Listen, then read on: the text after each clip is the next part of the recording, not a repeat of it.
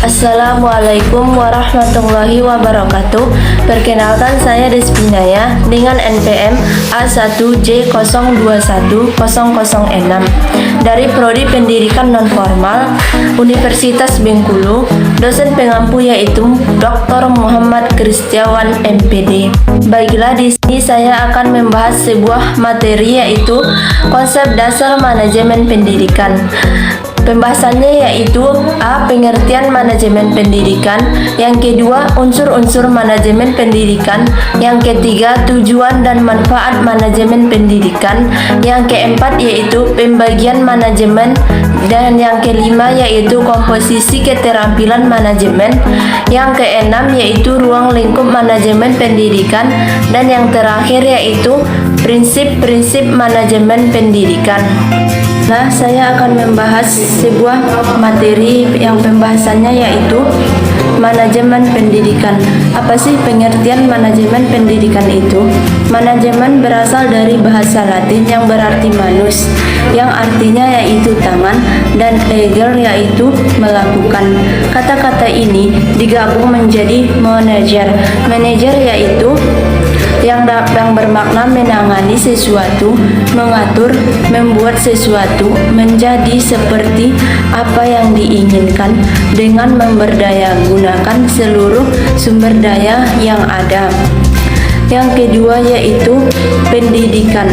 Pengertian pendidikan atau education secara semantik berasal dari bahasa Yunani yang atau pedagogia yang berarti pergaulan dengan anak-anak.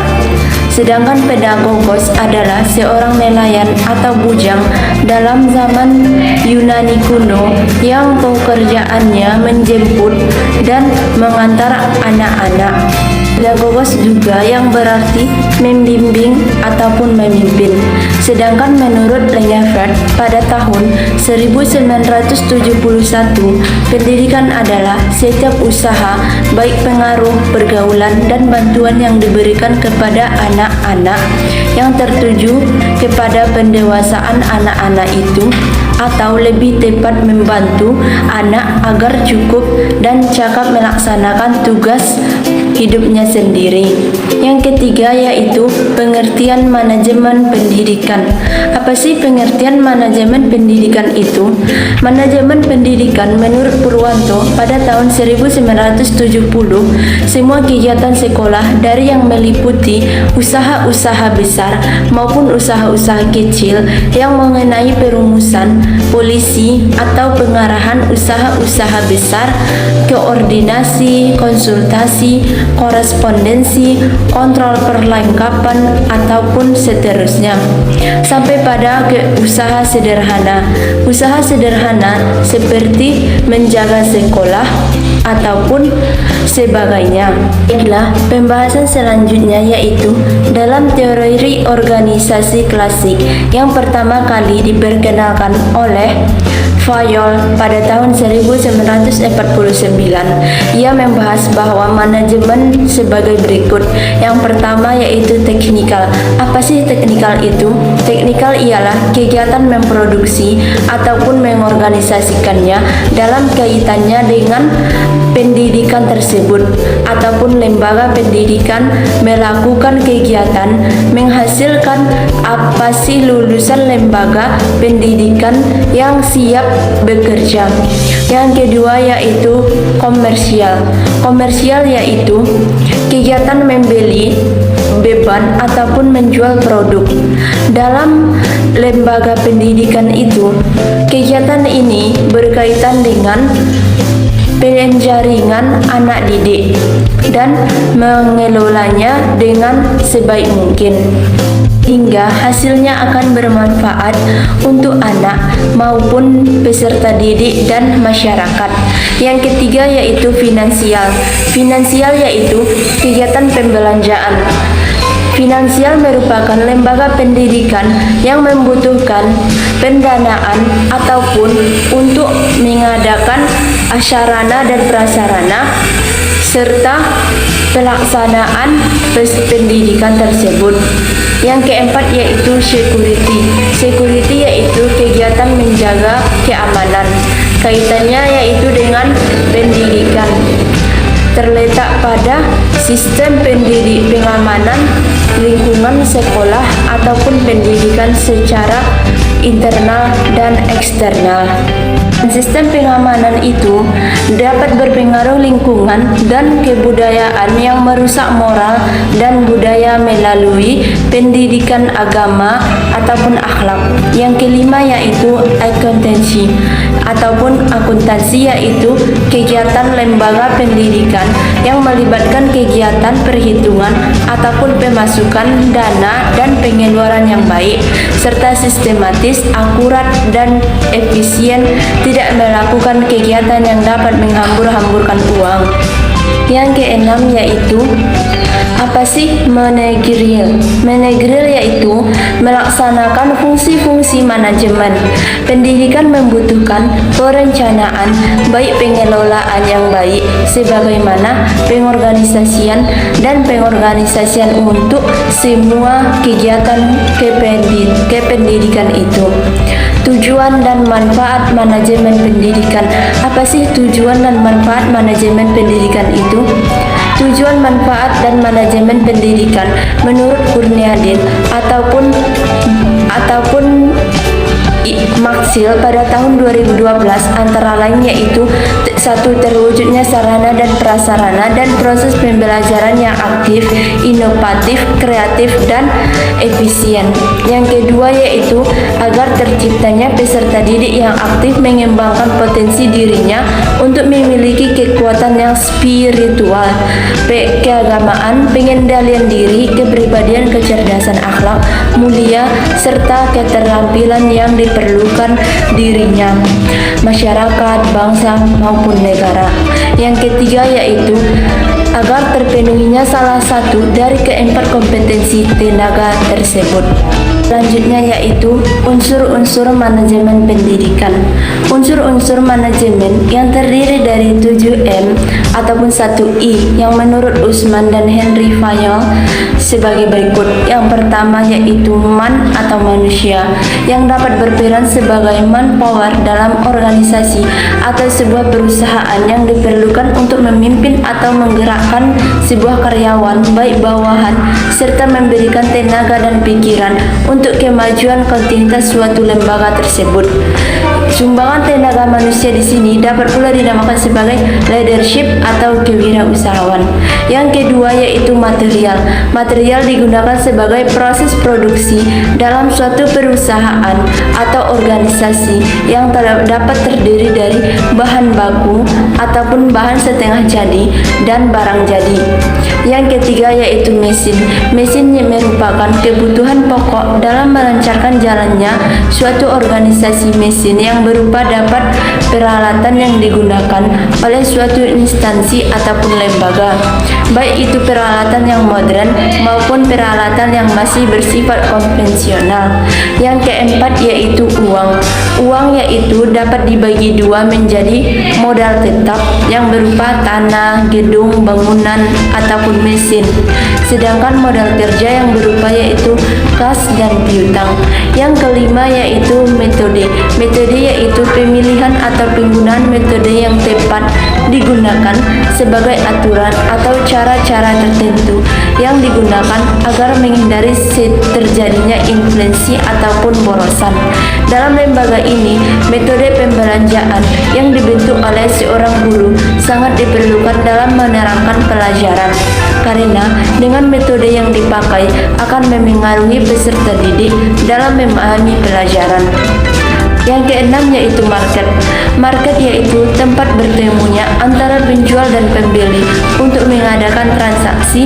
Dalam lembaga market berupa tempat terjadinya interaksi tersebut antara pendidik dengan peserta didik maupun dengan stakeholders yang dalam lingkup tersebut. Yang ketujuh yaitu waktu. Waktu merupakan yang dipergunakan dan dimanfaatkan dalam pencapaian visi dan misi suatu lembaga secara efektif dan efisien. Baiklah, saya akan membahas pembahasan selanjutnya. Yang ketiga yaitu apa sih pendidikan manajemen itu?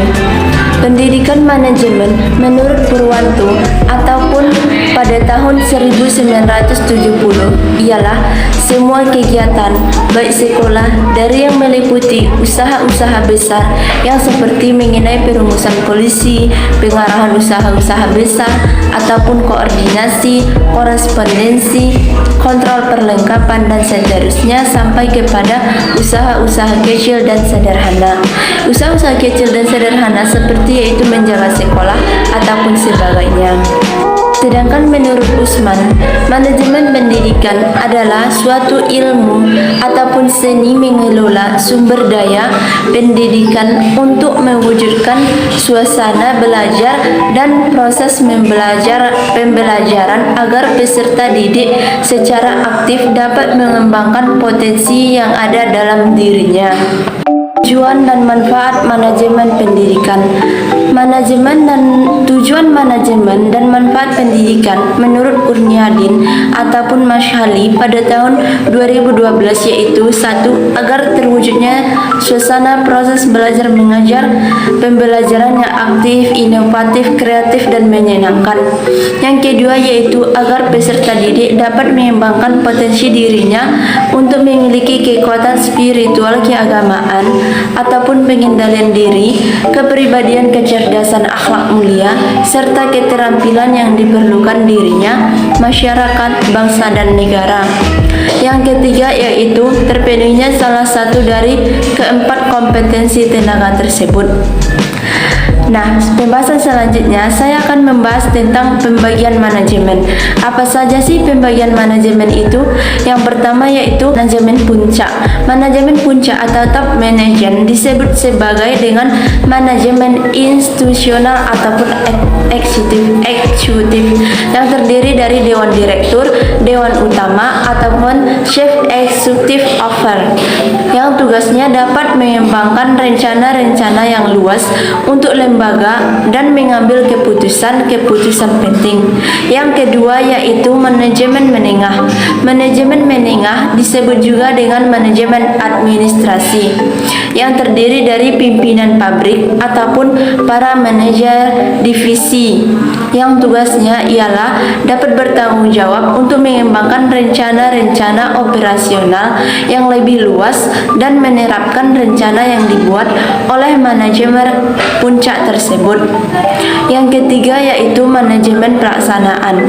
Manajemen pelaksanaan atau operating management disebut juga dengan manajemen penyedia atau supervisory management yang tugasnya yaitu untuk melaksanakan rencana-rencana yang dibuat oleh para manajer menengah. E yaitu komposisi keterampilan manajemen. Apa saja sih komposisi keterampilan manajemen? Yaitu teknikal yang dapat menggunakan alat-alat prosedur teknik suatu bidang khusus, ahli bedah teknik ataupun pemusik akuntan. Yang kedua yaitu keterampilan manusiawi, yaitu skill yang merupakan kemampuan untuk bekerja dengan orang lain ataupun memahami orang lain dan mendorong orang lain baik sebagai perorangan ataupun kelompok. Yang ketiga yaitu keterampilan konsepsional yang merupakan kemampuan mental untuk mengkoordinasikan ataupun memadukan semua kegiatan-kegiatan organisasi itu yang meliputi yaitu 1. Organisasi secara keseluruhan. Yang kedua, memahami perubahan-perubahan pada setiap bagian yang dapat mempengaruhi organisasi tersebut. Selanjutnya, saya akan membahas tentang F, ruang lingkup manajemen pendidikan. Apa saja sih ruang lingkup manajemen pendidikan? Menurut Fatah pada tahun 2012, manajemen pendidikan pada dasarnya sebagai alat tujuan pendidikan melalui pengolahan pendidikan bidang garapan manajemen pendidikan yang meliputi semua kegiatan yang menjadi saran atau penunjang proses pelajar mengajar dalam rangka mencapai tujuan pendidikan yang telah ditetapkan. Kedua yaitu menurut Baharudin pada tahun 2010, ruang lingkup untuk manajemen pendidikan, dia menguraikan sebagai berikut. Yang pertama yaitu manajemen kurikulum. Kurikulum merupakan seperangkat rencana ataupun pengaturan mengenai tujuan, isi, dan bahan pelajaran yang digunakan sebagai pedoman penyelenggaraan kegiatan pembelajaran dalam mencapai tujuan pendidikan tersebut agar secara efektif dan efisien. Manajemen pendidikan kurikulum dapat pengelolaan ataupun penataan terhadap kurikulum secara kooperatif, komprehensif, sistematik, dan yang dijadikan acuan oleh lembaga pendidikan dalam rangka mencapai ketercapaian tujuan dari kurikulum tujuan tersebut. Pendidikan kegiatan manajemen kurikulum yang terpenting adalah: 1. Agar kegiatan yang erat kaitannya dengan tugas guru. Yang kedua yaitu kegiatannya yang erat dengan proses pembelajaran baik pengajaran. Yang kedua yaitu manajemen personalia. Apa sih manajemen personalia itu? Serangkaian proses kerja sama mulai dari perencanaan ataupun pengorganisasian, penggerakan, dan pengawasan dalam bidang personalia dengan mendayagunakan sumber daya yang ada agar secara efektif baik efisien dapat digunakan sehingga semua personil sekolah dapat menyumbangkan secara optimal baik pencapaian tujuan pendidikan yang telah ditetapkan oleh personelia sekolah tersebut yang meliputi guru dan pegawainya. Personalia sekolah dapat dibedakan atas tenaga kependidikannya dan non kependidikannya. Ketiga yaitu manajemen peserta didik. Apa sih manajemen peserta didik? Manajemen peserta didik merupakan upaya penataan peserta didik mulai dari masuk sampai dengan mereka lulus sekolah dengan cara memberikan layanan yang sebaik mungkin pada peserta didik tersebut. Menurut Baharudin, pada tahun 2010, tujuan manajemen peserta didik yaitu mengatur kegiatan-kegiatan peserta didik agar kegiatan tersebut menunjang proses pembelajaran sehingga dapat berjalan lancar, baik tertib dan teratur, serta dapat memberikan kontribusi bagi pencapaian tujuan yang ditetapkan. Pembahasan selanjutnya, apa sih fungsi manajemen peserta didik tersebut? Fungsi manajemen peserta didik ialah sebagai wahana baikkan diri seoptimal mungkin baik dari segi individualitas, sosial, aspirasi, kebutuhan, ataupun potensinya. Yang keempat yaitu manajemen sarana dan prasarana. Manajemen sarana dan prasarana merupakan suatu kegiatan yang bagaimana mengatur dan mengelola sarana dan prasarana pendidikan agar secara efisien baik efektif dalam rangka pencapaian tujuan yang telah ditetapkan. Secara umum, proses kegiatan manajemen sarana dan prasarana meliputi perencanaan, pengadaan, penyiapan ataupun inventarisasi, penghapusan dan penataan, serta proses ini sangat penting dilakukan agar pengadaan sarana dan prasarana yang tepat sasaran dan efektif dalam penggunaannya. Yang kelima yaitu manajemen keuangan.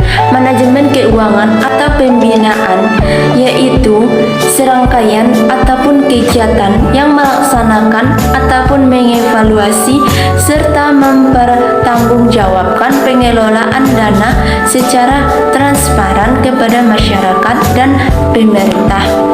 Menurut Mulyasa pada tahun 2015, pengelolaan keuangan yang baik dalam lembaga akan meningkatkan efisiensi penyelenggaraan pendidikan dengan tersedianya biaya pencapaian tujuan pendidikan yang lebih produktif, efektif, efisien, dan memungkinkan kebutuhan akan segera terwujud.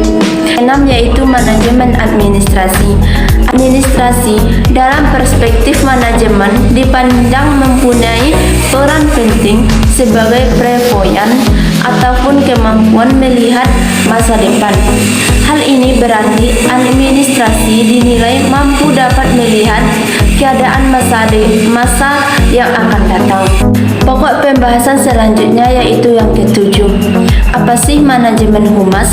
Manajemen humas merupakan fungsi manajemen yang diadakan untuk menilai ataupun menyimpulkan sikap-sikap publik, menyesuaikan polisi dan prosedur instansi ataupun organisasi agar dapat pengertian dan dukungan masyarakat. Yang ke-8 yaitu manajemen layanan khusus.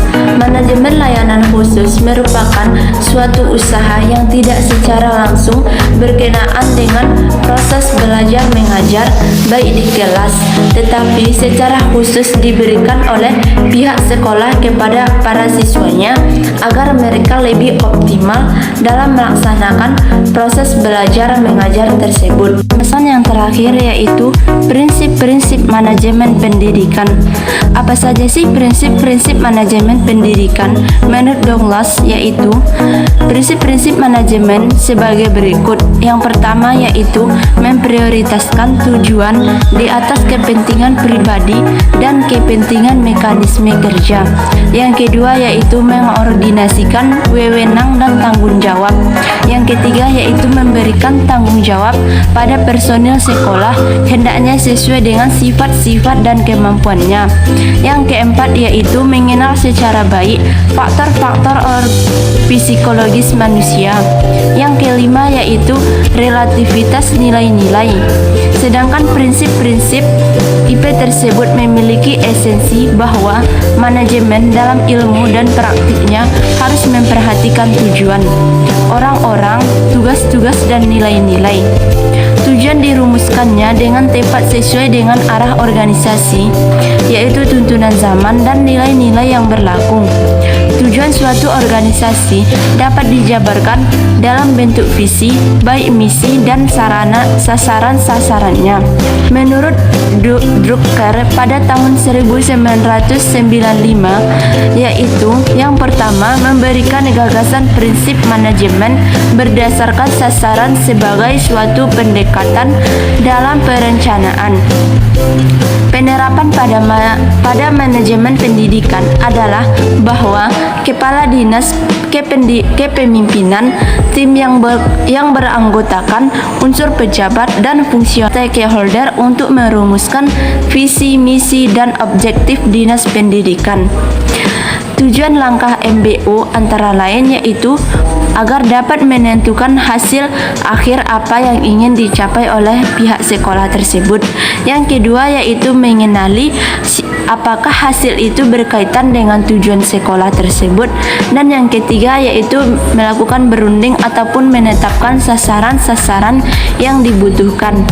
Yang keempat yaitu menetapkan kegiatan apa yang tepat untuk mencapai sasaran tersebut. Yang kelima yaitu menyusun tugas-tugas agar mempermudah mencapai sasarannya.